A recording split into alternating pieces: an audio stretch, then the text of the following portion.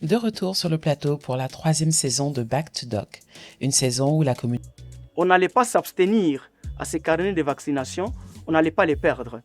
Mais aussi, je recommande, en fait, je me suis trouvé que je suis obligé d'amener, de sensibiliser les autres et de respecter ces carnets vaccinaux. Pour les parents, à chaque fois qu'il y a lancement des programmes du carnet vaccinal, vraiment qu'ils soient souples et de respecter tout ce qu'on donne comme recommandation, comme programme.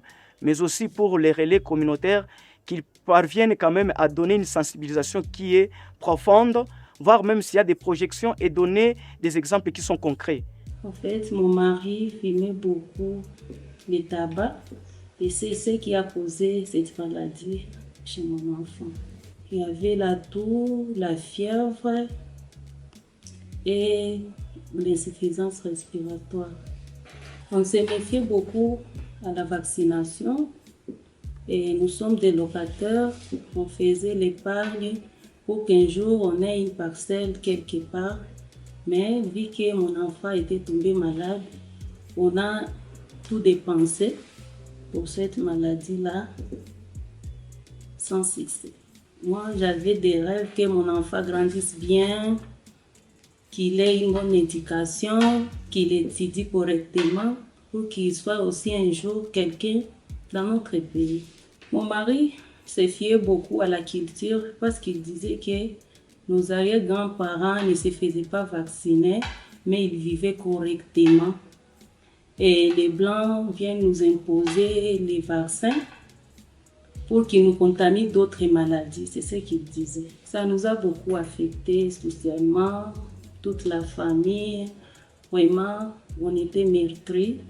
Et psychologiquement, moi, je me culpabilise même jusqu'aujourd'hui quand je pense à mon enfant. Et économiquement, on a beaucoup dépensé sur cet enfant pour payer les soins médicaux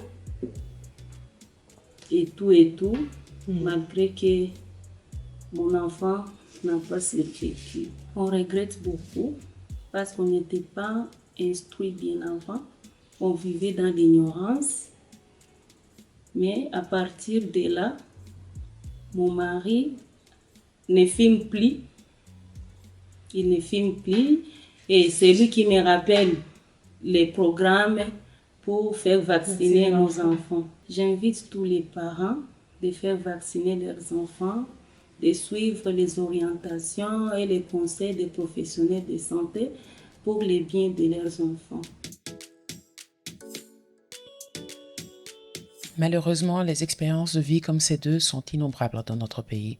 À toi maintenant, Bibiche, sur le plateau avec nos invités. Voilà, je ne voudrais pas commencer par une note noire ou sombre, affectée. Hein. Je suis vraiment très affectée par ces témoignages. On va y revenir. Le temps de dire bonjour à vous qui nous suivez en ce moment de partout en République démocratique du Congo comme ailleurs. Et aussi de dire bonjour à mon compagnon, docteur Alexis. Oui, bonjour. On est ensemble. On est ensemble. Alors, aujourd'hui, nous sommes rejoints par Mamie. Oui, c'est moi, oui. Bonjour Bibiche, oui, ça va bien. Voilà, en tout cas, en suivant ces témoignages, je regardais le visage de Mamie, du docteur Alexis et moi-même, j'étais vraiment très affectée.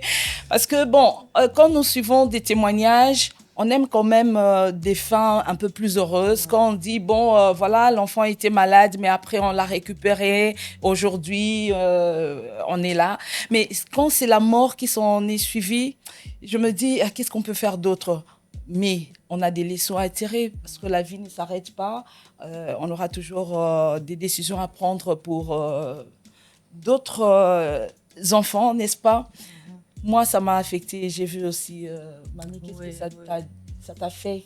Est-ce que tu peux partager ? Oui. Comme tu l'as dit, Bibiche, c'est un événement malheureux que ça arrive. Et que, surtout que les parents, comme l'exemple de ces parents, qui étaient informés, mais qui se sont juste abstenus. Donc, je pense que dans leur cas, c'est une mauvaise information qui est passée. Parce que quand l'information n'est pas explicite, limpide auprès de la population, la rue informe et elle informe mal. Donc, je pense que et la conséquence, c'est justement la méfiance, l'abstinence, et bon, voilà, quoi. On a eu 2 témoignages. Il y a le premier qui a témoigné par rapport à son frère qui est décédé par suite de complications Non, il n'est pas de la décédé. polio. Non, il n'est pas décédé. Il y a eu des séquelles Donc, il vit avec des séquelles de la poliomyélite. Ah, le frère est en vie, hein? Oui, il est en vie. C'est l'enfant, par contre, De la dame qui est décédée Voilà. de la pneumonie. Voilà. Voilà. Pour les 2 cas, c'est toujours aussi triste, mais la dame, elle a souligné, elle a parlé des rumeurs, n'est-ce pas? Elle a parlé de la réticence de son mari par rapport à la vaccination, parce que ce qui est arrivé, c'est que l'enfant n'était pas vacciné, il n'avait pas reçu le vaccin qui pouvait le sauver, n'est-ce pas? Oui. Cela nous amène à en savoir un peu plus, docteur, sur les différents vaccins qui sont recommandés en RDC pour les enfants. Ok.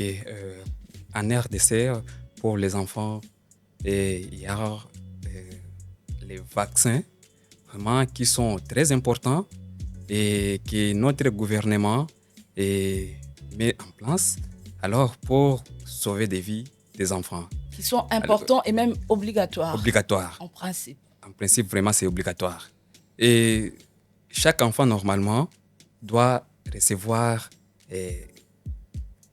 donc, on doit avoir 6 rendez-vous. 6 rendez-vous, c'est-à-dire, tout juste le premier rendez-vous, c'est à la naissance. Et à la naissance, l'enfant doit recevoir des vaccins. Il doit recevoir les vaccins contre donc les BCG. Les BCG, donc c'est contre la tuberculose. Il doit aussi recevoir les VPO0. VPO0, c'est vaccin anti-poliomyélite oral. Okay. Alors, tout juste à la naissance, le deuxième rendez-vous sera à la 6e semaine. À la 6e semaine, il doit recevoir 4 doses de vaccins. 4 doses de vaccins. Et la première dose, il doit recevoir les vaccins anti-poliomyélite. Deuxième dose, il doit recevoir les vaccins, contre les infections à pneumocoque. Puis, il doit recevoir la troisième dose, c'est les vaccins contre, on dit DTC. DTC, c'est diphtérie, tétanos et coqueluche. Puis, on va encore les associer aux vaccins contre l'hépatite B et contre la méningite. Okay. À la 4e dose, il doit recevoir les vaccins antidiarrhéiques. Alors, ça, c'est le deuxième rendez-vous. Le troisième rendez-vous, c'est à la 10e semaine. Le deuxième rendez-vous, c'est à 6 semaines. Oui, non, c'est ça. Deuxième rendez-vous, c'est à 6 semaines après la naissance. Le troisième rendez-vous, c'est à 10 semaines après la naissance. D'accord, on va essayer de comprendre. Alors, quand vous parlez du premier rendez-vous, c'est déjà à la naissance. C'est déjà à la naissance. Est-ce qu'on le reçoit avant même de retourner à la maison? Ou c'est un rendez-vous, comme vous le dites, parce que le rendez-vous, ça veut dire qu'on vous donne une date. Vous rentrez à la maison avec l'enfant et on vous donne une date, peut-être quelques jours après la naissance, pour revenir prendre le vaccin. Moi, je me rappelle, par exemple, je voudrais partager juste mon expérience. Mamie pourrait partager aussi, comme ça, nous allons revenir sur les différents vaccins. Je me rappelle, par exemple, quand j'ai eu, je crois, mon premier enfant, on m'a dit qu'il devrait prendre déjà son premier vaccin, mais seulement ce n'était pas disponible et qu'il fallait revenir le lendemain. Effectivement. Voilà puisque normalement, les premiers rendez-vous, ça doit être à la naissance, alors les mêmes jours de la naissance. Normalement, avant même de rentrer à la maison. Avant de rentrer à la maison, pour bien respecter le calendrier vaccinal. Puisque le deuxième rendez-vous, c'est à 6 semaines. À 6 semaines. Alors, le troisième rendez-vous, c'est à 10 semaines. À 10 semaines, on va répéter les mêmes vaccins qu'on a donnés au deuxième rendez-vous. Ok, c'est-à-dire vaccin contre Contre la polio, l'infection Ah, pneumocoque. pneumocoque, Oui. et vaccin contre la poliomyélite, vaccin contre diphtérie, le tétanos et coqueluche. coqueluche. Et on va donner vaccin contre l'hépatite B et méningite, mais aussi contre les maladies diarrhéiques. Oui.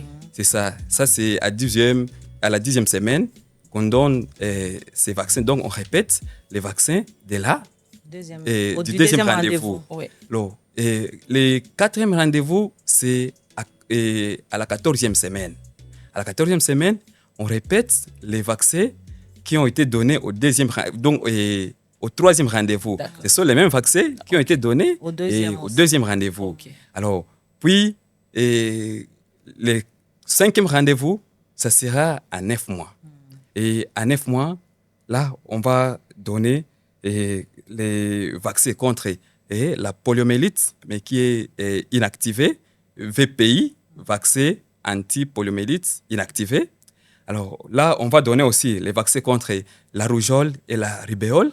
Et on donne les vaccins contre la fièvre jaune. Puis, à la 15e semaine, c'est le 6e rendez-vous. Le 6e rendez-vous, on va donner les vaccins contre la rougeole et la rubéole. Voilà, ce sont les rendez-vous que notre gouvernement avait Voilà. mis en place pour bien respecter le calendrier vaccinal. Et donc, dès que l'enfant a son premier anniversaire, il a déjà des vaccins complets qu'il a reçus, qui peut déjà le protéger dans la petite enfance, avant de commencer d'autres rappels peut-être plus tard, tout ça. Oui, normalement. Mais ce que je dis, c'est à la 15e semaine. 15e semaine, c'est déjà une année. 15e mois. 15e mois plutôt. Pardon, 15e mois, c'est déjà une année et 3 mois. Oui. Une année et 3 mois. Alors, on va écouter Léa. Merci beaucoup pour ce calendrier détaillé, docteur. Ce qui est fascinant et important de rappeler aux parents tous ces vaccins qui sont dans le programme élargi de la vaccination que notre pays met en place. Il est important quand même de rappeler que malgré ce programme et malgré les campagnes de vaccination, aujourd'hui, quand même, la République démocratique du Congo, par contre, occupe le 3e rang des pays africains avec le plus grand nombre d'enfants sans une seule dose de vaccin dans la région africaine. Ça veut dire qu'en 2021, par exemple, on avait 800 000 enfants qui n'avaient jamais été vaccinés. Et malheureusement, cela a continué jusqu'en 2023, où on s'est retrouvé avec une couverture vaccinale complète à seulement 45%. Voilà, c'est assez triste. Mais il faut dire qu'il y a énormément de défis aussi à relever par rapport à la vaccination. On voudrait une grande couverture, n'est-ce pas? La RDC, c'est un pays grand, comme un continent pratiquement. Et voilà, la couverture, si elle n'atteint pas tous les enfants, c'est quand même assez triste. On déplore un nombre élevé de décès dus aux maladies de l'enfance. Des maladies qui peuvent être dangereuses. Mamie, je pense que tu as des enfants, n'est-ce pas? Oui, j'en ai 3. Voilà. Mais par contre, moi, disons que j'ai eu la chance d'avoir des parents qui sont instruits et qui donc déjà à l'âge d'avoir des enfants, ils nous disent toujours de respecter les calendriers vaccinaux. Donc tu étais déjà avertie? Oui, j'étais avertie. Vraiment, j'étais avertie et je continue à le faire même à travers mes frères et mes sœurs. En les encourageant justement de toujours prendre et de respecter les vaccins. Parce qu'il y a des sensibilisations qui arrivent même dans des écoles, des enfants. Et moi, je suis toujours parmi les parents qui disent oui, donnez-leur. Même s'ils ont déjà reçu, donnez-leur, ça ne tue pas, quoi. Généralement, quand arrive des campagnes, parce qu'effectivement, il y a des campagnes de rappel pour la vaccination. Pour les vaccinations, pour différentes maladies. Alors, docteur, justement, est-ce que c'est vrai, il y a ces deux approches-là, l'approche de la consultation prénatale pour les femmes qui ont des enfants et qui doivent amener les enfants. Et là-dessus, on sensibilise. Je sens une forte sensibilisation dans nos communautés pour que les femmes aillent aux consultations prénatales et ensuite aux consultations préscolaires. Mais il y a aussi l'approche des vaccins qu'on donne. On fait de porte-à-porte. Porte-à-porte. Voilà. Oui. Alors, est-ce que c'est les mêmes vaccins qu'on reçoit déjà lors de consultations préscolaires qu'on nous donne encore à la maison ou bien, voilà, c'est dans différents contextes? Ok. Avant de vous répondre, je peux commenter un peu ce que Léa a dit. Oui. La RDC, vraiment, nous avons un grand défi.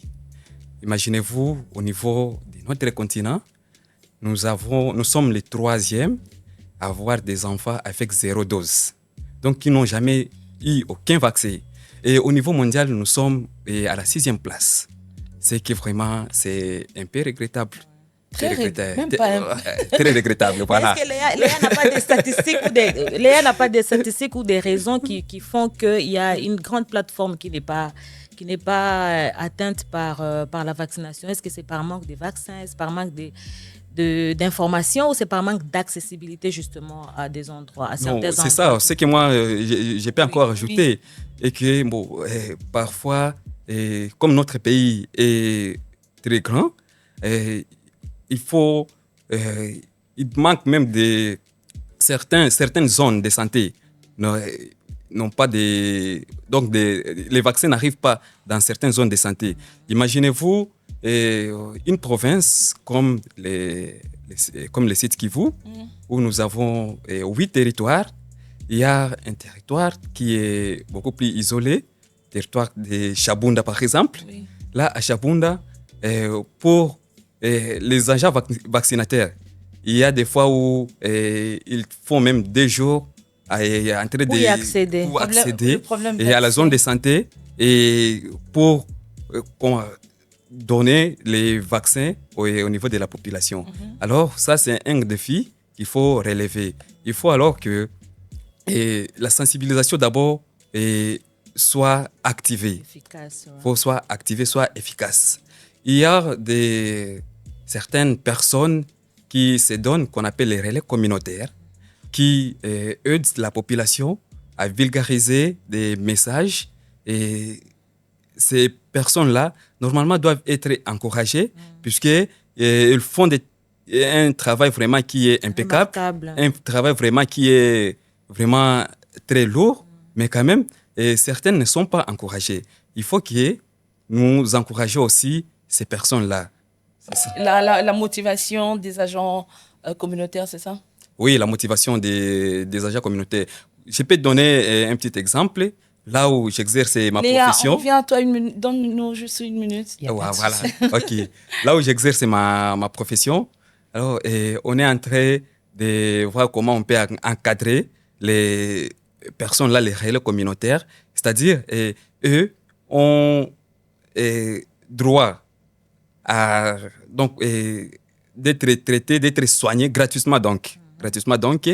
Leurs enfants, nous donnons aussi la chance à leurs enfants de faire seulement les examens paracliniques et la consultation gratuitement. C'est déjà Ce n'est qu'une ordonnance qu'on peut écrire et ils vont chercher les médicaments ailleurs. C'est une très bonne motivation. Donc, le relais communautaire qui constitue un maillot important dans très important. La couverture vaccinale dans le pays. Donc, vous plaidez, docteur, pour la meilleure prise en charge de ces personnes qui vont vraiment dans des endroits souvent très inaccessibles, mais pour atteindre des familles, des communautés, sensibiliser et parfois même lors de campagnes, donner des vaccins aux enfants. C'est aussi, on ignore un peu le rôle de ces personnes-là. Et je pense que ça va contribuer au manque voilà. Que beaucoup des enfants ne soient pas vaccinés. Que beaucoup d'enfants ne soient pas vaccinés. Alors Léa, tu peux intervenir. Oui, merci Bibi. Je revenais sur la question posée par Mamie qui m'a interpellée là-dessus. Il y a plusieurs raisons. Le docteur en a parlé de certaines. La sensibilisation est importante parce qu'il y a certaines personnes qui ont toujours une résistance. Quand on a vu ce témoignage, ils savaient, ils ont choisi de ne pas faire vacciner leurs enfants et malheureusement, nous avons à RDC près de 40 000 décès infantiles dus à la pneumonie. Donc c'est un très large nombre, malheureusement, c'est 40 000 enfants, mais ça veut dire 40 000 familles qui sont affectées par ce fléau. Donc c'est important de le noter. Par contre, au-delà de cette résistance ou cette réticence de certains que les relais communautaires sont en train de se battre pour emmener à connaître la valeur du vaccin, il y a aussi d'autres facteurs. Nous savons que le gouvernement fait ce qu'il peut et est en train de se battre. Il y a des efforts qui sont faits, même si ça ne suffit pas pour le moment. Aujourd'hui, nous savons que le ministère de la Santé a fait des enquêtes pour savoir pourquoi certaines de ces femmes n'emmenaient pas leurs enfants. Certaines ont déclaré près de 33% avoir été renvoyées à une date ultérieure parce qu'il n'y avait pas de vaccin. Donc, vous l'avez soulevé tout à l'heure qu'il y en a quand même certaines qui essayent, qui ne l'ont pas. Mais il y a eu aussi d'autres éléments qui sont ressortis, tels que les coûts liés au transport et à la distance pour arriver à des centres de santé et continuer ce programme vaccinal qui quand même demande, comme le docteur a expliqué, plusieurs retours et plusieurs rendez-vous. Merci Léa. Et d'ailleurs, ici, c'est aussi l'occasion de souligner que les maladies respiratoires, dont la pneumonie, constitue la première cause de décès chez les enfants. Chez les enfants. En RDC, ensuite, des maladies diarrhéiques. Et en troisième position, le paludisme. Et voilà, ce qui est important de souligner, c'est aussi l'intégration du vaccin contre le palu. Oui, on a, c'est ça, dans les calendriers vaccinaux, voilà, on a intégré ça. Vraiment, c'est encouragé, très encouragé vraiment. Voilà, parce que la malaria ou le paludisme constituent vraiment une grande cause de décès chez les enfants. Donc, on a plaidé pour l'introduction du vaccin. Il est là, donc voilà, les femmes, j'allais dire les enfants, pourront en bénéficier déjà. En fait, Bibi, je pense que les plus importants, comme Léa a dit, c'est l'information. Oui. Parce qu'il y a beaucoup de rumeurs sur la vaccination, que la population prend ça pour une sorcellerie, voit comme la polio où on pense qu'il était sorcier, c'est quelque chose, un sort qu'on a jeté sur lui. Donc, il faut une bonne information, une très bonne information. Et je pense que si le message passait, et les restes peuvent passer aussi. Voilà, alors là, nous sommes déjà dans les barrières. Voilà, il y a beaucoup de femmes qui n'amènent pas les enfants à la vaccination. Beaucoup de femmes ne suivent pas les rendez-vous de la consultation préscolaire. C'est vrai que pendant la grossesse, certaines font quand même l'effort d'aller voir les personnels soignants pour avoir des conseils, pour suivre la grossesse, être sûr que l'accouchement va se passer dans de bonnes conditions. Alors, même là, il y a beaucoup de choses à dire, mais comme ce n'est pas le sujet du jour, alors, elles attendent l'accouchement, ça se passe bien, mais il y a des rendez-vous après la naissance de l'enfant. Donc, il faut amener l'enfant à l'hôpital, au centre de santé. C'est là que l'enfant va avoir ses vaccins, c'est là que les parents vont avoir des conseils pour bien élever les enfants. Malheureusement, beaucoup de femmes, dès qu'elles voient que l'enfant grandit, c'est bon. Normalement, il grandit, elle se dit, bon, l'enfant n'a pas de maladie et tout, et elles arrêtent. Et cela m'amène à poser une question au docteur, si tu permets, Bibiche. Est-ce que quand on est tombé malade, par exemple, on tombe malade sans avoir été vacciné au préalable. On tombe malade et on guérit. Donc, on ne succombe pas comme les témoignages des autres. Mais après, est-ce qu'on peut recevoir les vaccins après? Parce que les rumeurs, c'est que quand on est tombé malade, on a développé des anticorps, on n'a plus besoin de vaccins. Est-ce que vous pouvez nous éclairer là-dessus? Oui, merci beaucoup pour la question. Quand on n'a pas reçu un vaccin, quand on n'a pas reçu un vaccin, il faut se rattraper, puisque les vaccins vont renforcer l'immunité. Alors, quand un enfant, par exemple, pour les nouveau-nés, quand un enfant naît, il naît avec une immunité qu'on appelle immunité innée. Mais cette immunité qui est une immunité innée, c'est une immunité qui est rapide, mais non spécifique. Alors, les vaccins procurent une immunité qui est acquise. Alors, cette immunité acquise est lente, mais spécifique. Je peux vous donner un exemple. Par exemple, nous connaissons que la tuberculose est causée par les bacilles de Koch, qu'on appelle notamment les BK. Les BK. Alors, tout juste à la naissance, on donne les vaccins contre les BK. Alors, si l'enfant a raté la première dose, les premiers rendez-vous là, si l'enfant a raté les premiers rendez-vous là, d'abord, il est immunisé, mais il a une immunité qui est innée.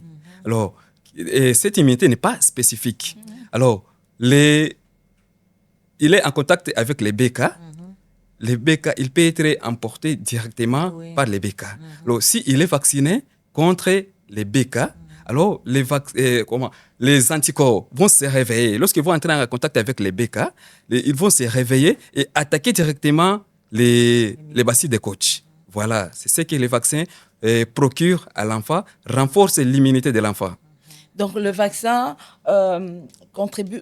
aide l'enfant à combattre les maladies qui attaquent, parce qu'il y en a beaucoup. L'enfant vient de naître, il est encore fragile, il est vulnérable. Il y a beaucoup de maladies qui peuvent l'attaquer. Alors dès la naissance, on donne le vaccin à l'enfant pour l'aider à se prémunir contre ces différentes maladies qui peuvent l'attaquer pendant sa petite enfance. C'est pour ça que d'ailleurs, docteur, je parle sous votre contrôle, les 5 premières années de la vie de l'enfant, d'une personne humaine sont très importantes. C'est vraiment la période où on fait attention, parce qu'il y a beaucoup d'enfants qui ne franchissent pas, qui n'arrivent pas à dépasser les 5 ans. Il y a toutes ces maladies. Alors, je reviens, je ne sais pas si Mamie, tu as trouvé la réponse à ta question. Donc, si on a raté, selon les calendriers établis, on peut rattraper. On peut aller... Donc, ça veut dire qu'on peut tomber malade sans vaccin, mais après, quand on guérit, on peut se faire vacciner. On peut se faire vacciner. Et ça aura les mêmes effets Vraiment, ça aura les mêmes effets de protection. Mais l'avantage... oui, Léa? Oui, pour revenir à ce que Mamie a dit, j'aimerais rajouter une autre question sur le plateau. C'est pour ces 800 000 ou maintenant beaucoup plus d'enfants qui n'ont jamais reçu une seule dose de vaccin, quel que soit le vaccin, qui n'ont pas suivi le calendrier vaccinal, mais même une dose. Est-ce qu'aujourd'hui, on encourage, quel que soit l'âge de ces enfants aujourd'hui, à quand même aller se faire vacciner, même s'ils ne peuvent pas aujourd'hui respecter l'ensemble des vaccins qui sont dans le PEV? Est-ce que c'est toujours utile d'aller et de recevoir 1, 2, voire 3, 4 les vaccins qui sont proposés dans le PEV, même s'ils n'arrivent pas à avoir tout, de quand même faire cet effort, que leurs parents fassent ce pas? Est-ce que ça, c'est quelque chose que vous recommandez pour ceux qui nous écoutent et qui ont raté de faire vacciner leurs enfants à travers le PEV, mais aujourd'hui, en entendant ça, peuvent se dire, oui, je ne l'ai pas fait, mais il y a certains vaccins que je peux faire aujourd'hui? Oui, effectivement, si on a raté un rendez-vous vaccinal, normalement, on peut faire les rattrapages. On peut rattraper les vaccins qu'on a ratés. C'est ça. Donc, c'est pas seulement chez les enfants de moins de 5 ans. De 5 ans. Et on peut être adulte et faire un rattrapage vaccinal. Oui. Donc, même les BCG, une personne au-delà de 5 ans peut recevoir les BCG en rattrapage. Oui, normalement, rattrapage, il peut être rattrapé par les vaccins contre Mais l'avantage maintenant de suivre, à mon avis, le calendrier vaccinal, c'est que ça ne coûte pas, n'est-ce pas? Ça ne coûte que l'effort qu'on fait pour aller là où il y a... Et comme Léa a dit, les transports. Heureusement, je pense que c'est vrai, c'est la réalité dans certaines provinces, dans plusieurs provinces d'ailleurs. Aujourd'hui, il y a beaucoup d'efforts déjà au niveau de la capitale. Dans chaque coin, il y a au moins un centre de santé où les parents peuvent amener les enfants pour le vaccin. Ce n'est pas le cas partout. Comme on a dit, c'est un vaste pays, la RDC, et les efforts doivent être fournis pour que la couverture soit totale, pour que tous les enfants puissent bénéficier des vaccins. Parce que la santé, c'est un droit pour ces enfants, mais c'est un devoir pour les parents, mais aussi pour toute la communauté et pour le gouvernement. Donc, quand c'est un devoir, ça veut dire qu'il faut fournir des efforts pour que chaque citoyen, au moindre kilomètre, puisse accéder à ce droit-là, n'est-ce pas? Oui, tout à fait normal, puisque quand on est vacciné directement, on est immunisé et on est protégé et on protège son entourage. Oui. C'est que les enfants qui restent et qui sont encore avec 0 dose sont un danger pour notre société puisqu'ils ne sont pas vaccinés et ils ne sont leur entourage peut être victime des maladies infectieuses et qui peuvent être guéris qui peuvent être protégés plutôt par les vaccins. C'est un danger vraiment pour notre pays et ce que nous pouvons aussi recommander à ce qu'il y ait des sensibilisations, surtout pour chez les enfants-là, parents aussi. les parents de ces enfants-là, que leurs enfants constituent un danger et leurs parents sont là pour quand même lutter contre ces dangers. Oui, parce qu'après, les parents souffrent de la culpabilité. Vous avez suivi la maman qui a dit qu'elle se sent coupable jusqu'à aujourd'hui. C'est un sentiment qui n'est pas bon pour le reste Mais de sa écoute, vie. mamie, imagine un peu, tu as un enfant qui ne sait pas utiliser correctement ses membres Oui. parce qu'il a attrapé la polio. C'est ça. Tout simplement parce que les parents ont On été néglige. négligents. Ils n'ont pas fait attention, ils n'ont pas respecté le calendrier vaccinal ou encore ils n'ont pas cru C'est au ça. vaccin. Alors moi je me dis, le nombre qu'on déplore aujourd'hui, c'est le nombre d'enfants non vaccinés et le nombre des enfants décédés par suite des maladies qui attaquent les enfants. Ce nombre-là aurait pu être encore plus important s'il n'y avait pas de vaccin Oui. systématique Oui, oui. pour les enfants. C'est ça, c'est Imaginez un peu le nombre s'il n'y avait pas C'est vrai. des vaccins.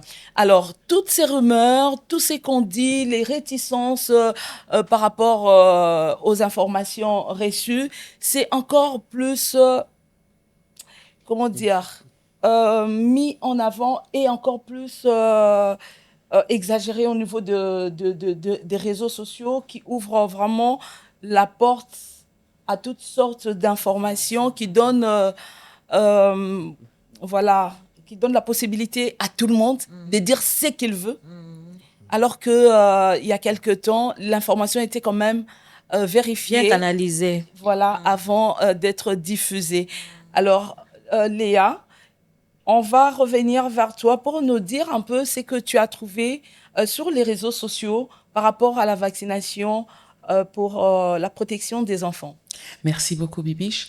Notre pays, comme tu l'as dit, est énorme et la technologie a fait en sorte qu'on est tous connectés aujourd'hui. Ça nous a connectés, ça nous a permis de partager des informations, ça nous a permis de se rencontrer, ça nous a permis de réduire les distances les uns vers les autres, mais aussi ça a donné de la place à beaucoup d'espace pour que tout le monde puisse venir sur les réseaux sociaux et dire ce qu'ils veulent.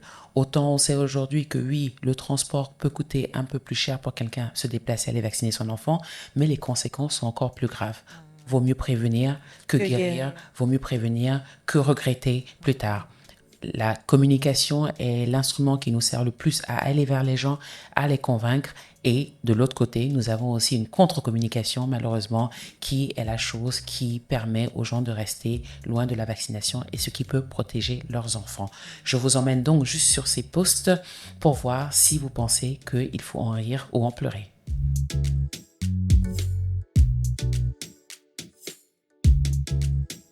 Nous avons ce post qui a été mis par le PEV au Congo qui nous dit « Pourquoi pensez-vous que certains parents ne font pas vacciner leurs enfants ?» Ce qui est intéressant, c'est que sous ce post, une personne qui met un commentaire qui est assez intéressant et illustratif de ce que les gens pensent, ils disent que c'est satanique, la marque de la bête pour acheter les âmes des enfants afin de détruire les familles. Nous avons également un deuxième post qui a été mis sur les réseaux sociaux. Quelqu'un qui dit « Nous, on ne s'est pas fait vacciner pour Covid et on est en vie. Nos femmes et nos enfants ne subiront pas les réactions de vos produits chimiques. » Donc l'une des raisons encore pour lesquelles certains refusent d'aller faire vacciner leurs enfants. Alors, Bibiche et les invités sur le plateau, à en rire ou à en pleurer? Bon, moi, je suis partagée entre le rire Et les pleurer, moi Alors, aussi, vraiment. Je vais faire ça et puis je vais faire ça. C'est bon. Les deux. C'est les deux aussi. Moi, j'en pleure. Oui, docteur, explique-nous pourquoi tu en pleures. Oui, j'en pleure. Pourquoi? C'est parce que c'est lui qui publie sur les réseaux sociaux. Il publie pour son... Donc, pour son propre plaisir, mais pour aussi détruire les âmes de certaines personnes. C'est ça. Dire que dans les vaccins, il y a quelque chose qui peut tuer nos enfants. Dans les vaccins, il y a quelque chose qui n'est pas utile à la santé. C'est faux et archi faux. Sinon, on pourrait même retirer le calendrier vaccinal dans beaucoup de pays. Mais puisque les gens, les professionnels de santé ont vu qu'il faut protéger les enfants qui sont vulnérables. Il faut protéger toute personne qui est exposée à contracter une telle maladie pourra être soignée, donc protégée par les vaccins. Alors, notre gouvernement a fait ces grands pas de mettre en place les calendriers vaccinaux. Et d'ailleurs, c'est à encourager encore. On est en train de mettre en place, donc d'insérer dans les calendriers vaccinaux certains vaccins contre des maladies, comme Bibiche l'a dit, maladies comme les paludismes. Vraiment, c'est à encourager. Quelqu'un qui publie des choses pareilles, vraiment, ça me fait pleurer, ça me fait pleurer vraiment. Alors, mamie? Oui, en fait, moi, comme j'ai dit, je suis entre le rire et les pleurs. Donc, mon âme pleure parce que la personne se permet de confirmer les choses pour lesquelles il n'a pas habilité de faire. Donc, il ne peut pas confirmer qu'il y a quelque chose dans les vaccins contre le Covid. Et le fait qu'il soit en vie, lui et sa famille, ne prouvent pas que c'est parce qu'ils n'ont pas eu les vaccins. Parce qu'il y en a qui ont reçu ces vaccins et qui sont en vie aussi. Donc là, c'est vraiment quelque chose qui m'écoeure.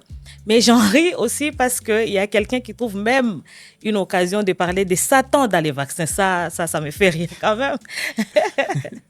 Ouais. Donc c'est ça. Oui, ça fait rire, c'est vrai. Bon, en fait, c'est un rire qui nous interpelle par rapport aussi à ce que nous vivons dans nos communautés. Il faut dire que la religion a eu une influence, j'allais dire, négative. Vraiment, je m'excuse de le dire, parce que au nom de la religion, beaucoup de personnes ne veulent plus s'informer. Au nom de la religion, on veut mettre même la science de côté. Il y a même quelqu'un qui a dit, aujourd'hui, il y a des gens qui arrivent à dire voilà, des choses par rapport à ce que, comment dire, à contredire, juste pour répéter ce que la personne a dit. Il y a une personne qui ne connaît pas vraiment, qui ne connaît rien sur la médecine, sur le vaccin, mais qui va contredire. Il a cité le avec docteur conviction. Mouyembe, avec conviction, en avançant parfois des informations qui n'ont ni tête ni queue. Bon, moi, je ne refuse pas le fait qu'on puisse, voilà, hésiter, mais ne pas rester dans l'hésitation, chercher l'information. N'est-ce pas? Mais qu'à cela, à chercher à convaincre les autres dans voilà. ça. Alors, la science va dire des choses qu'elle va prouver, qu'elle va vérifier. Exactement. Et elle partage des connaissances ou des conclusions. Mais quand tu parles de satanisme dans le vaccin, quels sont... Au nom de la science, c'est là au nom de la science. Voilà. Sur base des rumeurs, tout simplement. Voilà. Alors, le fait est qu'on a observé des gens qui ont amené des enfants, par exemple, dans les églises. Je ne parle pas de toutes les églises, je mets entre guillemets. On a amené des enfants dans l'église, des enfants qui ont présenté des problèmes de santé, même des adultes. Hein. Oui. Mais en fin de compte, après toutes sortes de prières, de cris et tout ça, ça ne s'est pas amélioré. Et généralement, il y a des médecins qui se plaignent du fait qu'on les amène des personnes qui sont déjà en phase de mourir. Ils sont vraiment en retard. Alors qu'on pouvait prendre en charge le problème bien avant, mais parce qu'on a cru justement que le médecin allait donner ce qu'il ne fallait satanique. pas. Voilà, ce qui est satanique et tout, on garde, puis la personne arrive vraiment à un stade où on ne sait plus la récupérer. Donc moi, je pense qu'à la moindre hésitation, il faut aller s'informer. Pourquoi ne pas s'informer sur la composition du vaccin, sur la fabrication du vaccin? Qu'est-ce que ça contient? Ce qu'on nous donne, ce qu'on donne aux enfants, c'est quoi? Ce n'est pas un péché de s'informer. Ce n'est pas un péché d'aller voir des spécialistes pour leur demander « mais moi, je veux bien donner le vaccin à mes enfants. Mais c'est quoi ce qu'on donne, ce qu'on inocule à nos enfants ?» Je pense que ce n'est pas un péché. Je pense que ce n'est pas du tout une mauvaise démarche à faire. Mais le tout, c'est d'avoir la bonne information et de pouvoir sauver de vie. Parce que le temps d'hésiter, une personne peut mourir. C'est ça. Bon, normalement, ce qui arrive le plus souvent, et ce qui nous écoeure, nous, les personnels soignants, c'est que une dame peut vous arriver en état enceinte, et puis elle arrive à accoucher. Elle a été enceinte pendant 9 mois et elle a suivi des rendez-vous des CPN, c'est-à-dire consultation prénatale. Et elle a été conseillée par les personnels soignants et surtout sur les vaccins. Pour une fois accouchée, elle refuse à son enfant de prendre les vaccins. Vraiment, ça nous écœure. Vraiment, ça nous écœure. Alors, cela peut arriver le plus souvent, et ça arrive le plus souvent, 2 mois, 3 mois après. Vous voyez des conséquences. Les conséquences arrivent. Et comme lorsque les conséquences arrivent, c'est elle qui sera la première à amener l'enfant à l'hôpital en train de pleurer, puisque l'enfant nous arrive dans un état là irrécupérable, dans un état là qui est vraiment... On condamne les médecins On dit que c'est le médecin qui n'a pas réussi. On dit que c'est le médecin qui n'a pas réussi. Et pourtant, les médecins étaient là et il lui avait donné des conseils bien avant, il lui avait prévenu, mais malheureusement, il fait, si je ne sais pas, la sourde oreille. Les sourdes oreilles. Il y a ceux-là même qui perdent leurs enfants comme ça. Vraiment. Et des cas comme ça, on en a beaucoup. En tout cas, on a beaucoup d'exemples des personnes qui ont refusé de faire vacciner les enfants. Ben, écoutez, on a des problèmes. Ça, c'est attesté. Parce que chaque coin, chaque région du monde a ses réalités par rapport à l'environnement, par rapport à la géographie, par rapport à l'environnement, pour me répéter.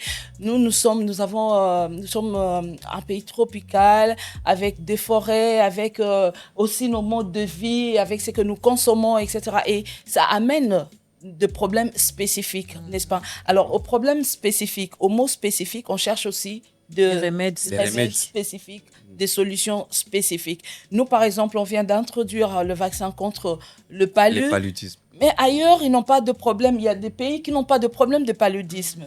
Et donc, les enfants ne vont pas mourir de paludisme. On ne va pas compter le paludisme parmi les maladies qui tuent les enfants. Mais nous, on est conscients, en RDC, que le paludisme, ça tue pas seulement les enfants, mais les adultes aussi. Mais il faut commencer déjà dès les bas âges, n'est-ce pas? Alors, pour terminer, peut-être, moi, je vais vous donner la parole aussi, mais je voudrais saluer une approche qui est, qui fait partie de 9 composantes de la santé de la reproduction en RDC. C'est l'implication de l'homme dans les questions de santé de la reproduction. Ça, c'est très important. Je pense qu'on a vu ici avec l'un des témoignages, une femme qui a dit que mon enfant n'a pas été vacciné parce que mon mari ne voulait pas. Le mari, docteur Alexis, vous avez un rôle à jouer, n'est-ce pas? Je ne sais pas si toi, à part en dehors de ton rôle en tant que médecin, tu soignes les malades et tout, mais dans la maison, quel genre de mari tu es? Est-ce que tu accompagnes la femme à la consultation prénatale? Est-ce que tu t'es dit que le problème de la grossesse, de l'accouchement des enfants, ça me concerne aussi? Oui, normalement. D'ailleurs, c'est moi qui garde les carnets vaccinaux de mes enfants. Garde les carnets vaccinaux. Ouais. Ce qui est encouragé est qu'il y a certains maris qui s'impliquent pour le moment dans les rendez-vous vaccinaux de leurs enfants. Alors, c'est encouragé puisque... très encouragé. Là où nous exerçons notre profession, j'ai déjà vu au moins 5 à 6 hommes qui viennent et accompagner leurs femmes avec des enfants pour la vaccination de leurs enfants. Il faut encourager ça, il faut vraiment encourager, même dans les messages, différents messages. Oui, parce que l'homme est le chef de la famille. Oui. Donc, si la femme s'est pliée sur la décision de l'homme, c'est parce que justement, elle considère que son homme est celui qui connaît l'homme dans la famille. Voilà, elle s'est soumise et voilà, les conséquences sont néfastes et c'est triste. Moi, je pense que vraiment, tu as raison, Bibiche, de taper un coup de marteau sur l'implication des hommes dans la vaccination, justement, et les soins des enfants dans leurs premiers âges de vie. Voilà, et on est de plus en plus en train de promouvoir les masculinités positives, le chef de l'État lui-même est passé, il est considéré aujourd'hui comme champion des masculinités positives parce qu'il s'implique aussi dans la sensibilisation. Et nous, on voudrait encourager, Léa, je ne sais pas ce que tu en penses, l'approche implication des hommes dans les questions de la santé. Pas seulement de la reproduction, mais de tout ce qui est santé en général. Absolument. Merci de l'avoir appelé, Bibiche, et tout le plateau. C'est important parce que quand on parle de santé des enfants, c'est la santé des jeunes filles, la santé des jeunes garçons qui vont devenir des jeunes hommes et des jeunes femmes qui vont devenir des adultes. Les enfants, ce n'est pas le problème de la mère qui les a mis au monde, c'est le problème des parents. Exactement, c'est le problème des parents. Alors donc, on encourage, de plus en plus, on est en train de voir des hommes vraiment qui accompagnent les femmes lors des consultations prénatales, mais aussi petit à petit, mais ça commence quand même à les faire dans les consultations préscolaires.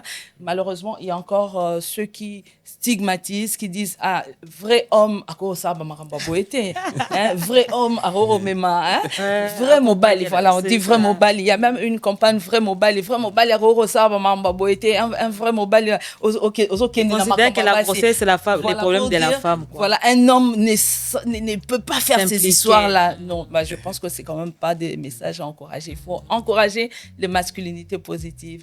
Et voilà, donc j'espère que ça vous a plu, ces échanges. Et comme on l'a dit précédemment, c'est vraiment pour que vous aussi, chez vous, vous puissiez mûrir un peu la réflexion par rapport au sujet que nous développons sur le plateau et que ça puisse avoir un impact positif dans vos familles, dans nos communautés, pour améliorer la qualité de vie de notre population. Merci à tous. Merci Léa. Merci Bibiche. Merci Bibiche. Merci et au revoir. Au revoir. Au revoir. Merci.